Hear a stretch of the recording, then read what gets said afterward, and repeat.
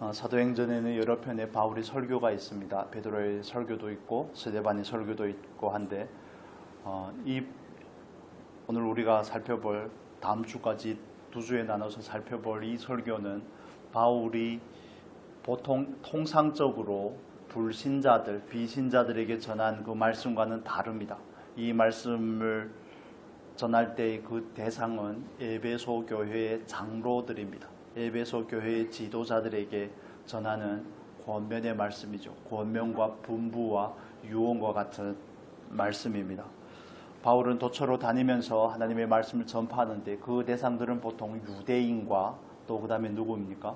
이방인입니다.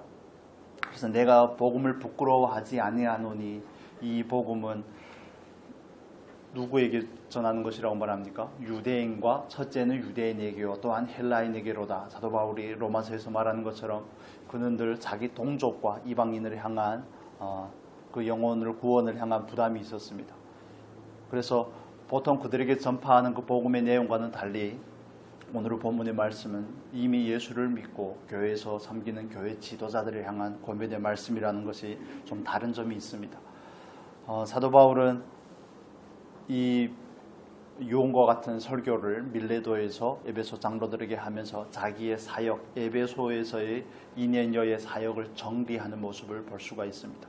우리가 17절에서 21절 그리고 22절에서 25절, 24절 그 다음에 25절에서 27절 세 부분으로 나눠서 살펴볼 텐데 방금 읽은 말씀에서는 사도 바울이 에베소서의 사역에 대한 요약을 말씀해 주고 있습니다. 우리 18절에 보면 이렇게 말합니다. 오매 그들에게 말하되 아시아에 들어온 첫날부터 지금까지 내가 항상 여러분 가운데 어떻게 행하였는지를 여러분도 아는 바니. 사도 바울은 성경에서 도처에서 내가 예수 그리스도를 본받는 것 같이 너희도 나를 본받으라고 말씀을 합니다. 꼭 바울을 본받는 것이 예수를 본받는 것이라는 의미이기도 하죠. 그래서 사도 바울이 에베소에서의 그 사역을 여기서 말하는 아시아는 에베소를 말합니다. 에베소에서의 그 사역을 마무리하면서 그가 강조하는 바는 이겁니다. 내가 전한 내용이 무엇인지가 아니라 내가 당신들에게 보여준 삶에 대해서 당신들을 안다는 겁니다. 여러분, 기독교가 타락하게 되는 여러 가지 이유가 있겠지만 그 중요한 한 가지 부분은 지식이 될 때 타락이 되는 겁니다. 사도 바울은 말하고 나면 자기가 한 말을 따라서 살려고 합니다. 저와 여러분에게도 그런 소원이 있기를 축복합니다. 우리는 얼마 많이 알려고 또 많은 지식을 축적하려고 많은 깨달음을 얻으려고 이런 데 목적을 두어서는 안 됩니다. 사도 바울의 목적은 그들에게 예수를 믿는 자기의 삶, 부르심을 받은 종으로서의 그 삶의 태도를 통하여서 보여주는 겁니다. 여러분, 저와 여러분은 세상의 빛과 소금으로 부름을 받았습니다. 맞습니까? 그렇다면 빛이고 소금이 되는 것은 단순한 말로 되는 게 아닙니다. 보아서 아는 겁니다. 하나님은 눈에 보이지 않으시죠. 하나님은 영이시기 때문에 눈에 보이지 않고 만질 수 없습니다. 그러나 다른 사람들이, 이방인들이, 우리 주변에 있는 사람들이 우리를 봄으로 하나님을 보는 겁니다. 우리에게 있는 인내를 통하여서 하나님을 경험하고 우리에게 있는 자비와 긍휼과 우리에게 있는 사랑의 마음을 통해서 하나님의 사랑이 어떤 것인지를 경험하는 겁니다. 하나님의 사랑이 어떠한지 우리가 아무리 구구절절히 설명을 한다고 해도 정말 구체적인 삶으로 보여주는 것보다 더 또렷한 증거는 없을 겁니다. 예전 사람들은 시대가 변천함에 있어서 사람들을 설득하는 여러 가지 방법들도 다양해지고 있습니다. TV가 나오기 전에는 사람들은 듣는 것으로 인해서 설득이 되고 듣는 것으로 인해서 믿음을 가지게 되죠. 그렇지만 요즘 시대는 그렇지 않습니다. 요즘 시대는 시청각 시대죠. 보여줘야지 믿습니다. 이제는 노방전도 효과가 없다고 말할 수는 없겠지만 그러나 우리의 구체적인 삶을 통해서 예수 그리스도를 드러내는 바울이 말하는 것처럼 여러분도 아는 바니 지식적으로 아는 것이 아니라 경험하여 아는 바니 보고 아는 바니 이것을 의미하는 겁니다. 그래서 우리들의 삶에 있어서도 우리는 그리스도인으로서 그 누군가에게 보여주기 위해서 사는 겁니다. 이거는 바리새인이나 사두개인들이 가졌던 그런 요식적인 행위가 아닙니다. 종교 관습적인 율법적인 행위가 아니라 내 안에 있는 예수가 나를 통하여서 그 분량만큼 자연스럽게 흘러나오는 겁니다. 이해가 되시리라고 믿습니다. 사도 바울이기에 사도 바울이 가진 분량만큼 예수가 드러나는 것이고, 저와 여러분이 신앙 안에서 우리 안에 있는 생명의 풍성함의 정도를 따라서 우리의 삶에서 예수가 간접적으로 그 분량만큼만 드러나는 겁니다. 우리가 원하든 원하지 않든 다른 사람들은 우리를 그리스도인으로 아는 이상 우리를 통하여 보고자 하는 것은 내가 성격이 어떤지, 생각이 어떤지, 어떤 깨달음을 가졌는지, 숭고한 이상이 뭔지 그런 것이 관심이 없습니다. 우리를 통해서 흘러나오는 것, 우리를 통해서 보여지는 구체적인 삶이 우리의 삶이 아니라 예수를 대변하고 있다는 사실에 대해서 경계를 가지셔야 됩니다. 그런 인식 안에서 살아가야 되는 것입니다. 그게 그리스도인에게 주어진 무겁다면 무거운 소명입니다. 그게 삶이죠. 그래서 그리스도인의 작은 행실과 말에 대해서 이방인들은 얼마나 민감하게 반응하는지 모릅니다. 그래서 우리의 일거수일투족이 예수님을 알게 모르게 대변하는 겁니다. 예수 믿는다는 게 왜 그러냐, 이런 식으로. 그래서 우리의 일거수일투족을 통해서 우리가 믿는 그 신앙이 모욕을 당하고 우리가 섬기는 그 하나님의 이름이 모욕을 당하는 겁니다. 기독교를 이상하게 바꿔서 부르지 않습니까? 하나님 때문에 그런 게 아닙니다. 하나님을 믿는 세상의 빛과 소금으로 부름을 받은, 그러나 그 정체성을 잃고 살아가는 그리스도인들 때문에 그런 것입니다. 예수를 믿으나 여전히 자기의 고집이 있고 자기의 생각이 있고 자기의 감정에 휘둘리고 분노에 휩싸이고, 나를 통해서 예수가 드러나는 것이 아니라 여전히 썩고 죽은 그 옛사람의 것들이, 육신의 날 것들이 나옴으로 인해서 우리는 예수를 보여주는 것이 아니라 나를 보여주기에 급급하게 되는 것이고, 나를 본 그 사람들은 나를 통해 보고자 한 그 예수의 모습이 없음으로 인해서 실망하게 되는 것이고, 그래서 나를 비난하는 것을 넘어서, 저와 여러분을 비난하는 것을 넘어서 우리가 섬기는 그 하나님에게도 그 이름이 모독당하게 되는 겁니다. 물론 우리가 온전하지 않기 때문에 하나님을 늘 드러낼 수는 없습니다. 그러나 바울이 자기가 에베소에서 했던 그 사역에 대해서, 사역의 내용이 무엇인지, 전한 복음의 말씀의 그 주요한 메시지가 무엇인지 그것보다 더 중요하게 표현을 하고자 하는 것은 나는 전한 말씀 그대로 보여줬다는 겁니다.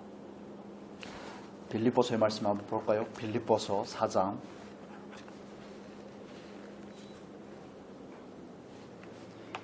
빌립보서 4장의 말씀 보겠습니다.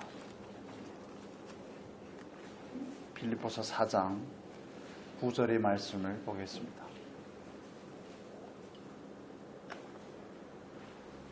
같이 읽겠습니다. 빌립보서 4장 9절. 너희는 내게 배우고 받고 듣고 본 바를 행하라. 그리하면 평강의 하나님이 너희와 함께 계시리라.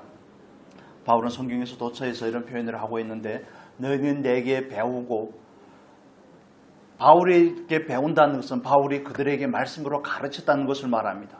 그들에게 받고, 바울이 전해준 말씀을 말하겠죠. 듣고 본 바를 행하라고 말합니다.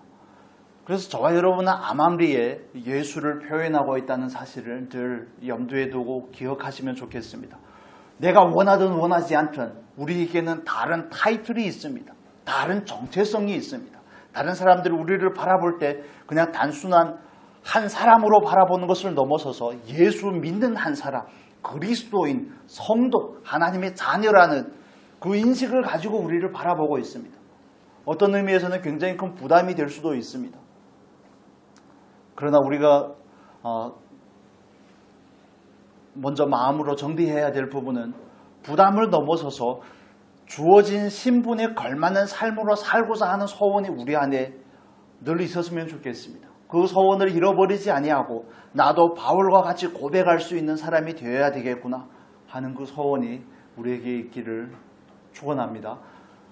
저도 이 말씀을 읽고 바울의 이런 표현들을 보면서 마음이 부담이 되죠. 어느 그리스도인들 부담이 안 되겠습니까?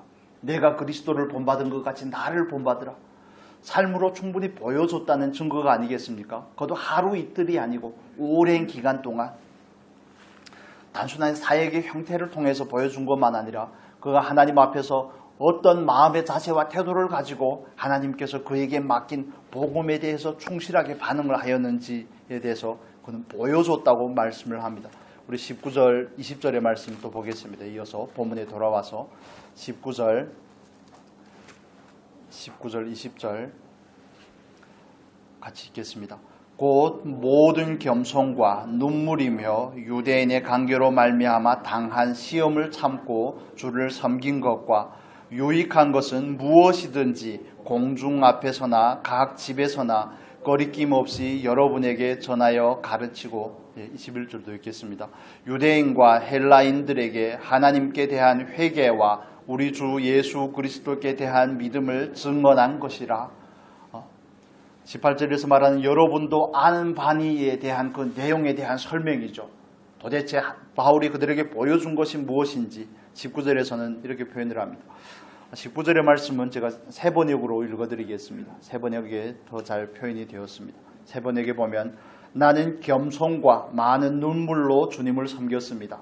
그러는 가운데 나는 또 유대 사람들의 음모로 내게 덮친 온갖 시련을 겪었습니다. 공동 번역도 비슷하게 되어 있는데 조금 더 쉽게 이해할 수 있습니다. 나는 유다인들의 음모로 여러 차례 시련을 겪으면서도 눈물을 머금고 온갖 굴욕을 참아가며 주님을 섬겼습니다. 에베소에서의 사역이 그렇게 호락호락하지 않았다는 것을 말하는 겁니다. 물론 두란노 서원에서 가르치고 하는 이런 과정들이 있지만, 그러나 그가 에베소에서 사역을 하는 그 과정 가운데 수많은 유대인들의 핍박과 우리가 19장에서 봤던 것처럼 유대인들의 소동과 이런 일들이 빈번했다는 것을 말하는 겁니다. 사도 바울이 하나님의 사람이기 때문에 그가 하는 모든 일에는 방해가 없을 것처럼 보이지만 사도 바울은 뭐라고 말합니까? 겸손과 나는 여전히 낮은 마음을 가지고 눈물로 주님을 섬겼다고 말합니다. 하나님의 일을 한다고 해서 하나님께서 모든 매사에 형통함만을 주는 것이 아니라는 것입니다. 그 어려운 가운데서 어떻게 그 사명을 굳건하게 지켰는지, 그 영혼들에게 복음 전하기를 주저하지 않았는지, 듣는 사람들에게 유익이 된다면 20절에서 표현을 하는 것처럼 공중 앞에서나 20절 보면 이렇게 표현을 하죠. 유익한 것은 무엇이든지 공중 앞에서나 각 집에서나 꺼리낌이 없이 여러분에게 전하여 가르치고, 바울은 자기의 유익을 위해서 살지 않았다고 표현을 합니다. 누구의 유익을 위해서 사는 겁니까? 복음의 대상자들과 예수를 믿은 그 에베소 교회의 성도들에 위해서 바울이 살았다고 표현을 합니다. 여러분, 우리가 나누고자 하는 것은 바울의 구체적인 행위가 아닙니다. 바울은 왜 어떤 사람이기에 이런 행동을 할 수 있는가에 대해 초점을 맞추고자 하는 것입니다. 바울의 외적인 모습을 우리가 흉내내려고 하는 것이 아닙니다. 어떻게 하면 바울과 같은 소원을 가지고 어떻게 하면 바울과 같이 사명을 받은 자로서 하나님의 말씀에 충성을 할 수 있을까? 역경 가운데서도 그 믿음을 지키며 자기에게 맡겨진 일에 대해서 충성할 수 있을까? 바울이 된다면 나는 어떻게 그런 사람이 될 수 있을까에 대한 질문을 가지고자 하는 겁니다. 여러분, 이건 사도행전을 나누면서 누차 말씀을 드리지만 존재의 문제인 겁니다. 여러분, 사도 바울이 복음을 전하는 대상들에 대해서 조금 설명을 드릴게요. 유대인은 어떤 사람들입니까? 그 오만함이 하늘을 찌르는 사람들이죠. 하나님의 선민이라는 그 선민 사상과 아브라함의 후손이라는 그 말할 수 없는 긍지 안에서 얼마나 교만한지 모릅니다. 종교적인 관습에 젖어 있는 사람들이요. 그들은 바울이 주님이라고 전하는 그 예수 그리스도를 십자가에 못 박은 그 무리들이 아닙니까? 예수 그리스도에 향해서 이단시하는 그 무리들에게 바울이 예수가 주님이라고 전하는 것 결코 쉬운 일이 아니었을 겁니다. 너희들이 얼마나 멍청한 짓을 했는지 내가 설명을 해줄게가 바울이 하는 설교의 내용이었죠. 구약에 예언해왔던 그 메시아가 바로 당신들의 십자가에 못 박아 죽인 예수입니다. 그 말을 들을 때마다 유대인들의 치부를 건드리는 겁니다. 그들의 자존심을 건드리는 겁니다. 그들이 한 과오에 대해서 늘 들추어내는 겁니다. 그러니까 유대인들이 가는 곳마다 바울을 미워할 수밖에 없죠. 그리고 또 헬라인들, 그 이방인들은 어떤 사람들입니까? 여러분, 로마 신화, 그리스 신화를 보면 그들은 다신교라는 종교적인 배경 가운데 사는 겁니다. 오늘날의 일본도 마찬가지지만 온갖 것이 다 신입니다. 이 범신론에 가까운 그런 다신론, 범신론에 가까운 그런 신앙적인 풍조를 가지고 있죠. 모든 것이 다 신입니다. 다신교를 믿는 그들에게 가서 하나님만의 유일한 신입니다. 바울이 선포하는 것처럼 당신들이 믿는 신은 허상입니다. 우상은 아무것도 아닙니다. 돌이나 목석에 불과하지만 내가 당신들에게 전하는 그 하나님만이 천지 만물을 지으신 유일하신 하나님입니다. 할 때 그는 고난을 자초하는 격입니다. 복음을 전하는데 늘 긍정적인 피드백이 있는 것은 아니죠. 그래서 그가 말씀을 전하는 그 유대인들도 이방인들도 바울을 눈에 가시 취급하듯이 원수로 여기는 그 사람들입니다. 그 대상을 향하여서 겸손과 눈물로 주를 섬겼다는 그 바울의 고백은, 그 바울의 그 표현은, 자기의 그 복음 사역에 대한 정의는 보여진 바가 된 것입니다. 그래서 그는 에베소 교회의 장로들에게, 지도자들에게 내가 어떻게 한 것을 따라 당신들도 그렇게 하십시오라고 오늘날 우리가 하는 표현들로 빌드업을 하는 겁니다. 27절까지 내 사역에 대해서 빌드업을 해놓고 28절부터 35절까지는 교회에 대한 권고와 부탁을 하는 겁니다. 여러분, 정말 저와 여러분 안에도 바울과 같은 그런 소원들이 있었으면 좋겠습니다. 그 소원을 하나님께서 우리에게 주실 수 있기를 정말 하나님을 향해서 간구합니다. 그리스도인은 우리 안에서 소원을 잃어버리는 그 즉시 우리는 이 땅의 사람이 됩니다. 목적도 없고 삶의 목적도 없고 분명한 추구도 없고 방향도 없이 살아가는 유리방황하는 가인의 인생과 같이 되는 것입니다. 그래서 우리가 하나님 앞에서 늘 생각해야 될 그런 부분들의 문제는 그것이죠. 하나님은 왜 나를 불렀는가? 하나님께서 왜 나를 자녀 삼으셨는가에 대한 깊은 묵상들이 필요한 겁니다. 바울이기에 견딜 수 있는 것이고 바울과 같은 신앙을 가졌기 때문에 견딜 수 있는 것입니다. 그걸 감당할 수 있는 것입니다. 그 대상들이 자기를 향해서 어떻게 모해하든 어떻게 비난하고 죽이려고 하든 심지어는 여러 도시들에서 쫓아다니면서 바울을 죽이려고 하지 않습니까? 1차 선교 여행부터 시작해서 바울이 또 보니까 괘씸한 짓은 돌아가면서 합니다. 유대인들이 가는 곳곳마다 사는 곳곳에 유대인의 회당을 세워놓으면 바울은 자기 백성들을 향한 그 뜨거운 사랑을 가지고 회당에 가서 그들이 가장 듣기 싫어하는 그 복음을 전하니 얼마나 아이러니한 일입니까? 물론 복음에 그게 선하게 쓰임받은 부분이 있지만 그래서 바울이 하는 그 사역은 그가 몸으로 보여준 것입니다. 그는 자기의 유익을 위해서 사는 사람이 아닙니다. 그가 말한 것처럼 당신들에게 유익이 되는 것이라면 공중 앞에서든 광장에서든 집에서든 모든 일에 있어서 꺼리낌이 없이 그리스도에 대한 믿음을 증언하였다고 표현을 합니다. 여러분 정말 신앙이 삶이라는 사실에 대해서 우리가 다시 한번 인식하는 시간이 되었으면 좋겠습니다. 말이 아닙니다. 깨달음이 아닙니다. 지식이 아닙니다. 착각하고 있는, 그렇게 생각한다면 착각하고 있는 겁니다. 뭘 자꾸 다른 사람에 대해서 바로 잡으려고 하고 하는 이런 것들은 우리가 말씀을 아직도 율법적으로 이해하고 있기 때문에 어떤 교훈 정도로만 자꾸 이해하기 때문에 그렇습니다. 말씀은 진리고 말씀은 생명이죠. 그 생명은 나에게 적용하는 겁니다. 다른 사람에게 적용하는 게 아닙니다. 물론 우리 눈에 보이는 것은 다른 사람에게 적용할 거리들이 보입니다. 얼마나 많이 보이는지 모릅니다. 그래서 자꾸 그걸 가지고 다른 사람에게 적용을 하고 하는데 아니요, 나를 돌아봐야 됩니다. 나를 돌아봐야 됩니다. 바울이 늘 경계를 가지는 게 뭡니까? 고린도전서 9장에서 말하는 것처럼 내가 다른 사람에게 전파하고 나는 버림받을까 봐 늘 그 염려를 하는 겁니다. 그 말인즉슨 그는 바울은 다른 사람에게 복음을 전하는 것만큼 자기에게도 적용을 했다는 사실입니다. 저 여러분도 그런 태도를 가지고 살아가실 수 있기를 축복합니다. 나를 바꾸고자 하셔야 됩니다. 나는 어떻게 하면 바울과 같은 그런 열정을 가질 수 있을까?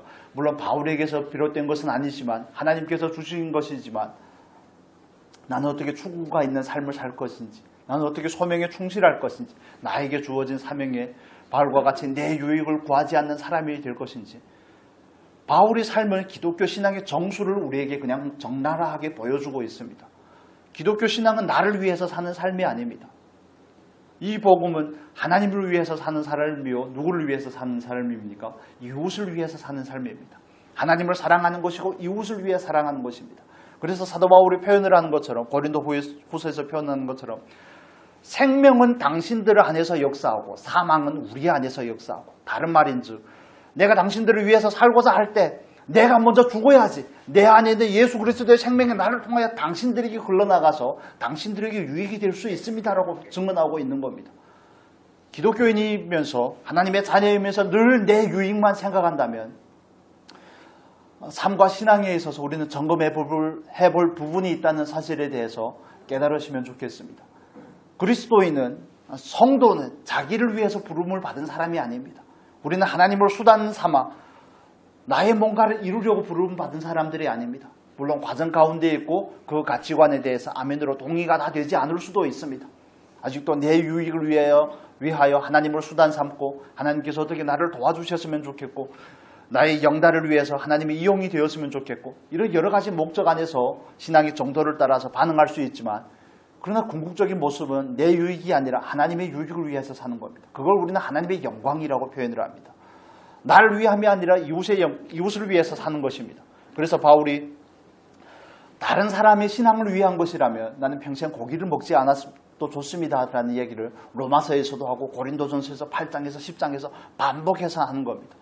나의 신앙의 우월함이, 그 믿음의 견고함이 다른 사람을 넘어뜨리는 것이 된다면, 다른 표현을 하면 내가 가진 신앙의 그런 요소들이 다른 사람을 세우는 것이 아니라 다른 사람을 넘어뜨리는 것이 된다면 나는 그걸 버리겠습니다 라는 겁니다. 저와 여러분에게 적용을 해볼까요? 나의 깨달음이, 나의 잘난 척함이, 알게 모르게 하는 그 잘난 척함이 다른 사람에게 상처를 주고 다른 사람의 신앙을 세우는 것이 아니라 무너뜨리는 것이라면 그 지식이 뭔 쓸데가 있겠습니까? 나에게 적용이 되지 않고 그걸로 인해 다른 사람을 세워주는 것이라면 유익이 되겠지만, 그러나 그냥 자기 자랑이 되고 자기 만족이 된다면 아무 의미가 없다는 것입니다.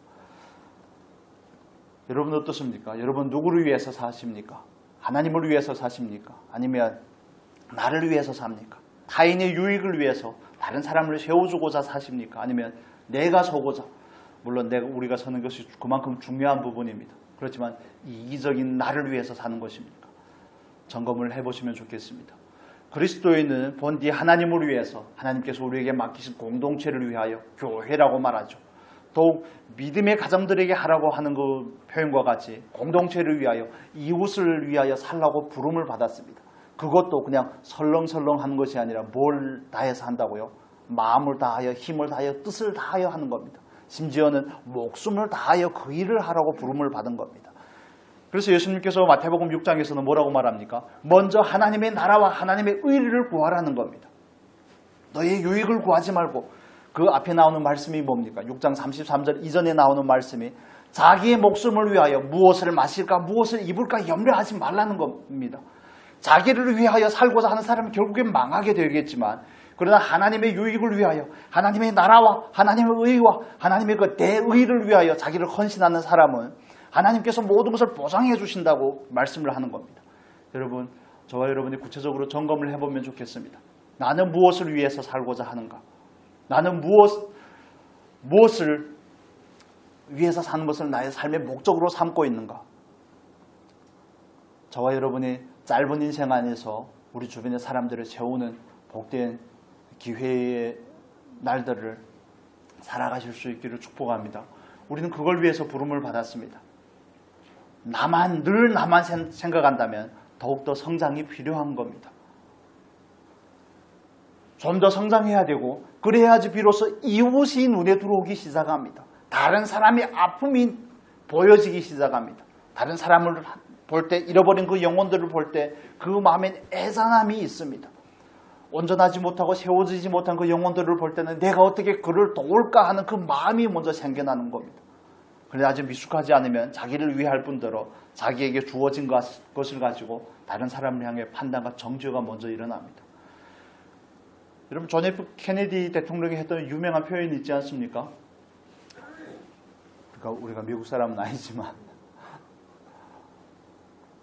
뭐라고요? 나라가 나를 위해서 뭘 해줄지를 생각하지 말고 내가 나라를 위해서 뭘 할지를 생각을 하라. 얼마나 성숙한 윤리적인 표현입니까? 그리스도인들에게도 마찬가지라는 겁니다. 어린아이는 늘 부모로부터 받고자 합니다. 성숙하지 않은 그리스도인은 늘 아버지로부터 공급받고자 합니다. 물론 저도 그렇습니다. 우리 모두 다 하나님의 공급하심이 필요하기 때문에 그 기본 가치가 있죠. 기본적인 자리가 있지만 그렇지만 이제는 뒤집어서 생각해 볼 때가 되었다는 것입니다. 우리들의 신앙에 늘 나를 위함이라는 그 틀에 매여 있지 아니하고 어떻게 하면 하나님을 위하여 헌신할까? 어떻게 하나님을 위하여 이 한 몸을 뭘로 드린다고요? 거룩한 산 제물로 드릴까에 대해서 조금 더 관심을 가지고 고민할 수 있었으면 좋겠습니다. 그렇다면 다시 이렇게 질문을 해봐야 되겠죠. 나에게는 왜 그 대의를 위한 헌신하고자 하는 소명과 마음이 없을까를 생각을 해볼 때 우리는 그 이유를, 구체적인 이유를 찾을 수 있습니다. 여러 가지 이유가 있을 수 있겠지만 하나님께서 나를 부르고 나를 세웠다는 그 사실이 얼마나 큰 영광인지에 대해서 잘 모르기 때문에 그렇습니다. 다니엘서의 말씀 한번 볼까요? 다니엘서 12장.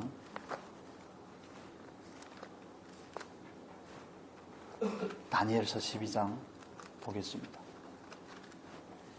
12장 3절. PPT 보셔도 됩니다. 지혜 있는 자는 공창의 빛과 같이 빛날 것이요 많은 사람을 옳은 대로 돌아오게 한 자는 별과 같이 영원토록 빛나리라. 이게 하나님의 나라의 가치입니다. 예수 그리스도께서 자기를만 위하셨다면 아마 마귀의 그 세 가지의 시험도 넘어서지 못하셨을 겁니다. 그런데 예수님께서 오신 목적이 무엇입니까? 자기 목숨을 많은 사람들의 대속물로 주기 위하여 화목제물로 오셨습니다. 자기를 위해 오신 것이 아니라 하나님을 위해 오신 것이고 자기가 살려고 오신 것이 아니라 우리를 살리려고 오신 것입니다. 그래서 이 기독교의 복음이 요구하는 것은 늘 나라는 틀을 벗어난 것을 요구합니다. 하나님의 사랑에 반응하는 것을 요구하고 하나님을 위해서 헌신하는 그 자리를 요구하는 것입니다. 물론 그 분량만큼이라고 말씀을 드렸습니다. 여러분 하나님께서 저와 여러분에게 헌신으로 부르시는 것은 우리에게 기회를 주신다는 사실을 이해하시기를 축복합니다. 기회입니다. 성장한 사람에게는 분명히 기회입니다. 그러나 아직도 늘 자기라는 그 삶의 틀에 갇혀있는 사람에게 있어서는 그건 부담일 수밖에 없습니다. 사도 요한은 우리에게 이렇게 말합니다. 하나님의 계명은 결코 무거운 것이 아니로다고 말합니다. 어떤 사람에게 그 계명이 하나님의 요구가 무거운 것이 아닙니까? 하나님의 사랑을 아는 자, 그 사랑에 반응하고자 하는 자, 하나님께서 나에게 주신 축복이 얼마나 크고 놀라운지를 아는 자에게 있어서 그건 늘 축복이고 늘 은혜고 늘 영광에 참여할 수 있는 기회가 되지만 그러나 아직 그걸 잘 모른다면 반대로 부담이 되겠죠. 일종의 얽매임이 되고 짐이 될 것입니다. 그러나 저와 여러분에게서는 짐이 아니라 가벼운 것이 되었으면 좋겠습니다. 예수님께서도 뭐라고 말합니까? 내 멍에는 쉽고 가벼우니라고 말합니다. 메고 나에게 나와서 배우라고 말씀을 하죠. 정말 우리가 이 시간 사도 바울이 그 사역에 대한 정리와 그 고백들을 보면서 그 고백이 저와 여러분의 고백이 될 수 있기를 축복합니다. 그 소원을 가지셨으면 좋겠습니다. 나를 위한 삶을 하나님 앞에 설 때 가서 설 자리가 없을 것입니다. 하나님, 나는 일정 동안 나를 위해서 어떻게 살지에 대해서 하다가 왔습니다. 그러면 어쩌보면 안타까운 결말이 있을 수 있습니다. 하나님을 먼저 생각하시면 하나님의 나라와 하나님의 교회와 이웃의 유익을 위해서 먼저 생각하다 보면 나의 유익이 따라온다는 사실을 깨달으시면 좋겠습니다. 이건 복음뿐만 아니라 모든 심리학이나 그리고 자기 개발이나 이런 영역에서도 다 하는 표현이지만 그러나 하나님께서 사람을 원래 그렇게 만들었습니다. 다른 사람을 위할 때 진정한 행복이 무엇인지를 삶의 의미가 무엇인지를 깨닫게 되는 겁니다. 아담과 하와가 하나님께서 그들을 서로 만나게 했을 때 아담의 고백이 있지 않습니까? 뭐라고요? 내 뼈 중에 뼈요 살 중에 살이로다. 서로를 위하기 위해서 만들었습니다. 그러나 죄가 들어오고 나서는 아담이 하나님께서 주신 그 놀라운 축복에 대해서 하나님이 나에게 보내준 그 여자가 라고 말합니다. 자기 아내를 향하여. 제가 하와였다면 아담하고 다시 안 살았을 것 같은데 그런데 아내분들은 늘 아량이 넓으시죠. 아량이 넓으셔서 다시 그 남편을 품는 그 모습이 저는 다시 돌아보지 않았을 것 같은데 서로를 위하도록 만들었습니다. 그런데 무엇이 그걸 갈라놓습니까? 죄가 갈라놓는 겁니다. 다른 표현으로 하면 이렇습니다. 죄가 들어와서 우리 안에서 우리의 삶의 가치를 왜곡시킨 부분은 이타성을 이기적인 성향으로 만들었다는 겁니다. 우리는 이타적으로 살도록 부름을 받았는데 하나님의 본디 처음에 원초적인 창조는 그런데 그러나 죄가 들어오고 나서 우리 모두는 이기적으로 변했다는 겁니다. 예수 그리스도께서 오셔서 저와 여러분을 어떻게 바꾸고자 하는 겁니까? 하나님이 처음에 만드신 둘째 아담으로 오신 예수는 그 예수 안에서 저와 여러분의 그 족보를 새로 써가고자 하는 것입니다. 우리 하나님께서 사람을 만드신 본래의 창조의 모습대로 살아가고자 살게끔 우리에게 은혜를 주신 것입니다. 그래서 우리를 구원해 가시고 우리를 그 모습대로 조금씩 빚어가는 겁니다. 나에서 다른 사람으로, 이기적인 삶에서 이타적인 삶으로.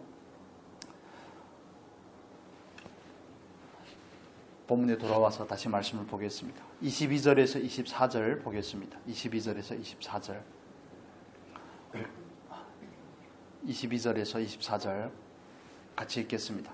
보라, 이제 나는 성령에 매여 예루살렘으로 가는데 거기서 무슨 일을 당하는지 알지 못하노라. 오직 성령이 각 성에서 내게 증언하여 결박과 환난이 나를 기다린다 하시나 내가 달려갈 길과 주 예수께 받은 사명 곧 하나님의 은혜의 복음을 증언하는 일을 마치려 하면은 나의 생명조차 조금도 귀한 것으로 여기지 아니하노라. 아멘. 유명한 바울의 고백이죠. 그런데 바울이 이렇게 달려갈 수 있는 그 비밀에 대해서 우리에게 말씀해 주고 있습니다. 뭐라고 표현합니까? 22절에 나는 성령에 매여라고 표현을 합니다. 원문에서는 수동적인 표현입니다. 내가 성령을 붙잡은 것이 아니라 성령이 나를 얽어 맸다는 겁니다. 이 표현을 풀어서 설명하면 이런 의미입니다. 제가 읽어드릴게요. 의미를 따라서 보면 이미 단호하게 묶여서 그 상태가 계속 유지되고 있다는 표현입니다. 성령의 매여라는 것은 일시적인 것이 아니라 완료형을 썼습니다. 그래서 늘 매인 그 상태가 꾸준히 유지되는 것을 의미합니다. 바울이 바울도 원하지만 불가항력적인 은혜에 반응하고 은혜에 끌려가고 있는 그 바울의 모습을 보여줍니다. 성령의 인도함을 받는 그 바울의 모습. 여러분, 우리 바울의 1차 전도여행부터 살펴왔습니다. 바울의 그 모든 전도여행의 시작은 성령의 감동하심으로부터 시작이 되는 것을 봤습니다. 바울은 성령으로 일을 시작하고 성령으로 그 과정 가운데 섬깁니다. 그리고 성령을 따라서 또 일을 마치려고 합니다. 그래서 우리의 삶 가운데 있어서 중요한 부분이죠. 그리스도인은 자기로 사는 사람이 아닙니다. 그리스도인은 성령에 매여 사는 사람입니다. 수동적인 삶을 사는 게 그리스도인입니다. 늘 내 생각에는, 내 감정에는, 내 스타일에는 그렇다면 아직 죄송하지만 하나님에 대해서, 성령님에 대해서 잘 모르기 때문에 그렇습니다. 우리는 수동적인 삶으로 부름을 받았습니다. 우리가 물론 하나님을 위하여 적극적으로 반응을 해야 되지만 그러나 우리는 끌려가는 사람입니다. 매여가는 사람입니다. 자기가 앞서서 헤치고 나아가는 사람이 아닙니다. 구약의 이스라엘 백성들의 그 여정이 저와 여러분에게 그 과정을, 그 원리에 대해서 가장 잘 설명해 주고 있습니다. 이스라엘 백성들을 애굽에서 430년 동안 종살이하던 애굽에서 그들을 인도해 내신 분도 누굽니까? 하나님이십니다. 모세를 통해서 그들을 인도해 내셨죠. 모세는 예수 그리스도의 예표라는 사실을 여러분 잘 아실 겁니다. 하나님께서 모세를 통하여서 430년 종살이하던 이스라엘 백성들을 애굽에서 인도해낸 것처럼 죄와 사망 가운데 죽었던 저와 여러분을 예수 그리스도로 말미암아 우리를 인도해 내셨습니다. 생명으로요. 빛으로 인도해 내셨습니다. 인도해 내시고 그만두십니까? 그렇지 않습니다. 인도해 내시고 하나님께서 이스라엘 백성들을 구름 기둥과 불 기둥으로 그들을 인도해 가시고 하나님의 임재가 늘 이스라엘 백성들의 삶의 복판에 있습니다. 한복판의 한가운데에 있습니다. 그렇듯이 저와 여러분도 마찬가지죠. 구원받은 저와 여러분에게 있어서 성령은 저와 여러분 안에 거하십니다. 하나님의 나라가 여기 있다 저기 있다 하는 것이 아니고 어디 있다고요? 우리 안에 있습니다. 예수가 우리 안에 있는 것은 하나님의 나라가 우리 안에 있는 것이고 보혜사 성령께서 우리 안에 계시다는 것은 하나님의 임재와 저와 여러분과 함께 하신다는 겁니다. 예수님께서 이 땅에 오셨을 때 무엇으로 오셨습니까? 임마누엘로 오셨죠. 구약시대에는 불기둥과 구름기둥이라는 가시적인 모습으로 보여진 것이지만 그러나 저와 여러분에게서는 지금 보여지지 않는 형태로 성령께서 우리 안에 거하십니다. 왜 거하실까요? 우리를 인도하기 위하여. 어디로요? 약속이 성취되는 그곳으로, 약속한 그곳으로. 저와 여러분에게 약속한 그곳은 어디입니까? 하나님의 나라입니다. 새 하늘과 새 땅입니다. 에덴의 회복이라고 우리가 표현을 하는 그곳으로 하나님은 우리를 인도해 가기를 원하십니다. 그런데 많은 경우에 우리는 인도함을 받는 것을 거북스럽게 여깁니다. 왜냐하면 자기가 주인된 삶은 너무 오래 살았기 때문에 그렇습니다. 오랫동안 혼자 사신 분들은 같이 사는 삶을 굉장히 낯설어합니다. 오랫동안 혼자 살면 자기의 삶이 너무 자기 삶의 스타일과 취향으로 고착화되어 있기 때문에 그 누군가가 삶에 치고 들어오는 것에 대해서 불편하게 생각을 합니다. 저와 여러분의 본성적으로 타락한 죄인의 본성을 가지고 있기 때문에 그렇습니다. 성령께서 우리 안에 들어와서 내가 너를 인도해 줄게. 그게 너에게는 가장 좋은 것이고 가장 큰 은혜고 축복이야 라고 말하는데 우리는 아이고 하나님 좀 쉬십시오. 필요 없습니다. 제가 알아서 할게요. 제가 알아서 할게요. 아버지가 없어도 된다고 생각하는 것, 탕자의 모습이 구원받은 그리스도인에게서 빈번하게 나타나더라는 겁니다. 여러분, 우리는 성령에 매여 살아가야 될 사람입니다. 하나님의 아들은 무엇으로 산다고요?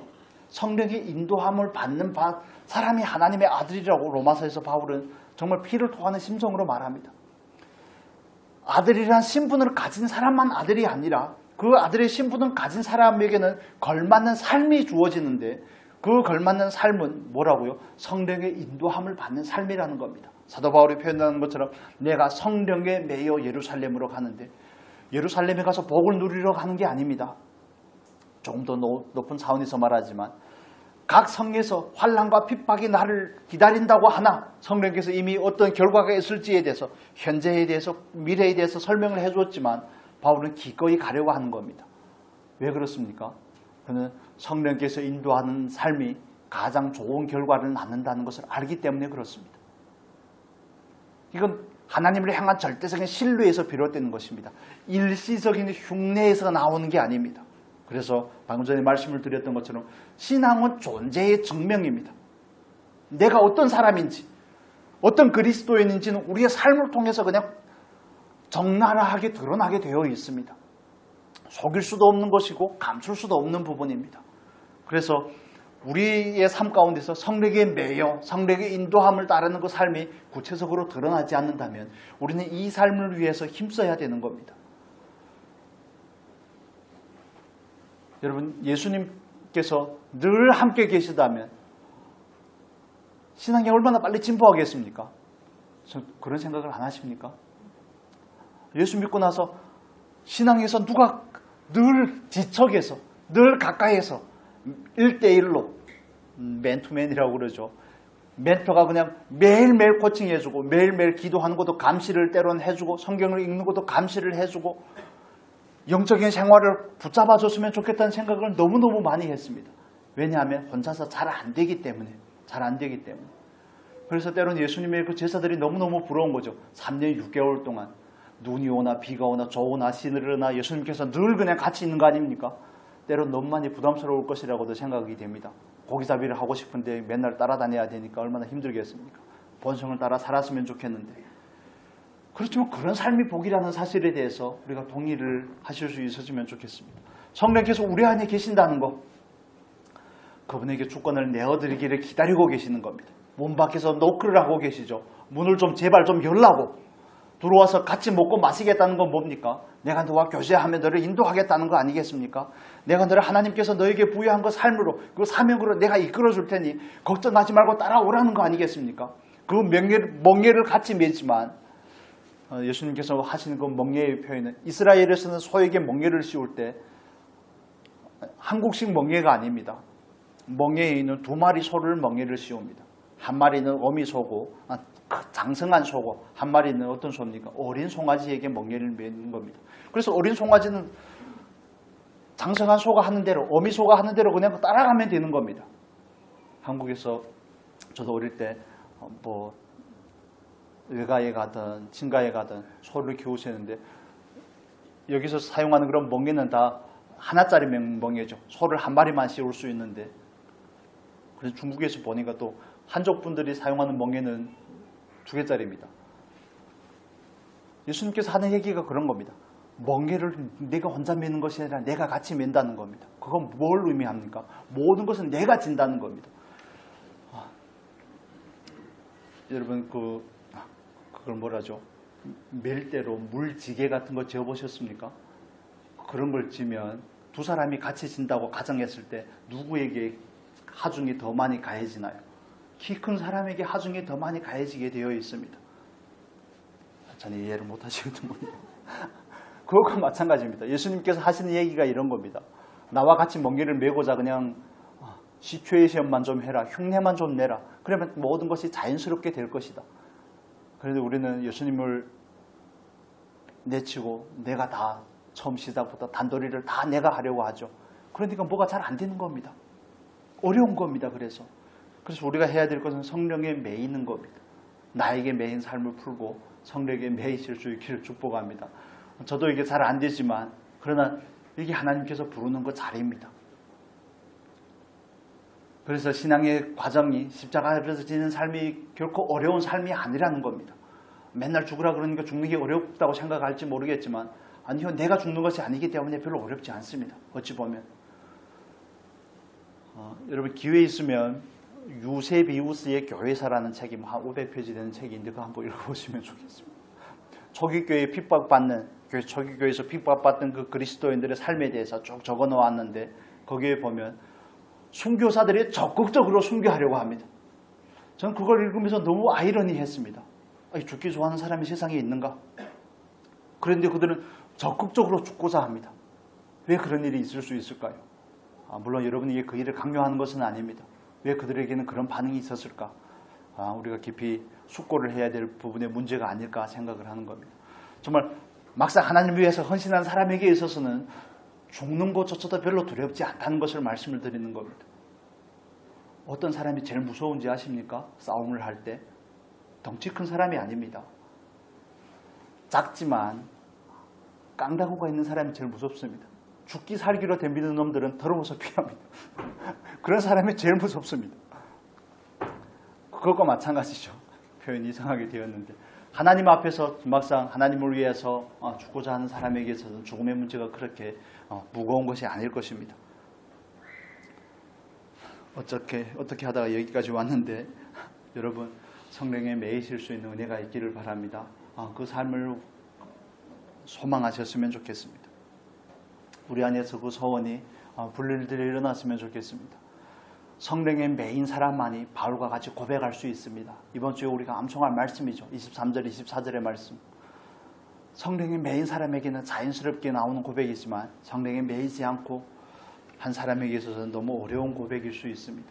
우리는 단순한 흉내가 아니라 저와 여러분의 삶에 구체적인 고백이 있기까지 달려가야 될 줄로 믿습니다. 시간이 좀 많이 되었는데 25절에서 27절 보겠습니다. 25절에서 27절 같이 읽겠습니다. 보라, 내가 여러분 중에 왕래하며 하나님의 나라를 전파하였으나 이제는 여러분이 다 내 얼굴을 보지 못할 줄을 아노라. 그러므로 여러분 중에 여러분에게 증언하거니와 모든 사람의 피에 대하여 내가 깨끗하니 이는 내가 꺼리지 않고 하나님의 뜻을 다 여러분에게 전하였음이라. 아멘. 사도 바울은 자기에게 주어진 소명에 대해서 충성되었음에 대해서 말합니다. 이 표현은 디모데후서 4장 6절에서 8절 말씀에도 똑같이 기록이 되어 있습니다. 내가 믿음의 길을 가고 선한 싸움을 싸웠다고 표현을 하는 것처럼 사도 바울이 여기서 하고자 하는 표현은 구약적인 개념으로 말하면 파수꾼의 역할을 잘 감당했다는 겁니다. 파수꾼의 역할. 구약에서 파수꾼은 성을 지키는 사람이죠. 초소병을 말합니다. 보초병을 말하는데 그 파수꾼에게 있어서 막중한 책임이 있습니다. 적이 쳐들어올 때 파수꾼이 경종을 울리지 못함으로 인해서 그 성이 함락이 되었다면 모든 책임은 파수꾼에게 있습니다. 그렇지만 파수꾼이 그 위기의 상황을 알렸음에도 불구하고 성에 사는 사람들이 대비하지 않아서 망했다면 파수꾼에게서는 그 피해에 대한 책임이 없습니다. 이거 에스겔서 33장의 말씀인데 조금만 봤으면 좋겠습니다. 그러면 조금 이해가 더 잘 될 겁니다.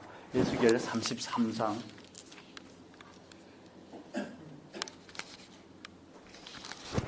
시간이 많이 되어 있는데 한번 보겠습니다. 33장 2절에서 4절만 보겠습니다. 2절에서 4절 같이 읽겠습니다. 인자야 너는 내 민족에게 말하여 이르라. 가령 내가 칼을 그 땅의 백성이 자기들 가운데에 하나를 택하여 파수꾼을 삼은 그 사람이 그 칼에 땅에 칼이 임함을 보고 나팔을 불어 백성에게 경고하되 그들의 나팔 소리를 듣고도 정신 차리지 아니하므로 그 임하는 칼에 제거함을 당하면 그 피가 자기의 머리로 돌아갈 것이라. 그가 경고를 받았던들 자기 생명을 보존하였을 것이나 나팔 소리를 듣고도 경고를 받지 아니하였으니 그 피가 자기에게로 돌아가리라. 사도 바울이 에베소 장로들에게 하는 표현이 에베소서의 사역에 대해서 하는 결론적인 표현입니다. 나는 당신들의 피해에 대해서 책임이 없습니다 라고 표현을 하는 겁니다. 왜냐하면 나는 할 만큼 했기 때문에 그렇습니다. 다 했기 때문에 그렇다고 표현을 합니다. 저희 학교 다닐 때 목사님들이 가끔씩 오셔서 목회 실습이라는 과목이 있었는데 저희 총장님도 가끔씩 들어오시면 그런 말씀을 자주 하셨습니다. 목회자에게 있어서 가장 중요한 것은 마지막을 아름답게 마무리하는 것이라고 그렇게 표현을 하더라고요. 신학교를 다닐 때에는 그 사명이 북받쳐서 나아가지만 그러나 초지일관, 초심을 유지하고 마지막을 아름답게 마무리하는 것이 그만큼 중요하다고 표현을 자주 하셨습니다. 그건 단순하게 목회자에게 뿐만 아니라 모든 그리스도인에게도 똑같이 적용이 되는 부분입니다. 이걸 우리는 유종의 미라고 표현을 합니다. 저와 여러분이 정말 소망 안에서 하나님 앞에 섰을 때 자기가 정말 맡은 그 사명에 대해서 바울과 같이 고백할 수 있다면, 정말 내가 전제와 같이 부음이 되었다고 바울과 같이 고백할 수 있다면 그게 가장 아름다운 것이 아닐까 생각을 합니다. 그럼 우리에게 주어진 자리에서 하나님에게 온전히 충성하는 저와 여러분이 될 수 있기를 축복합니다. 이건 어떤 직분을 말하는 것이 아닙니다. 우리에게 주어진 모든 자리를 말하는 것이죠.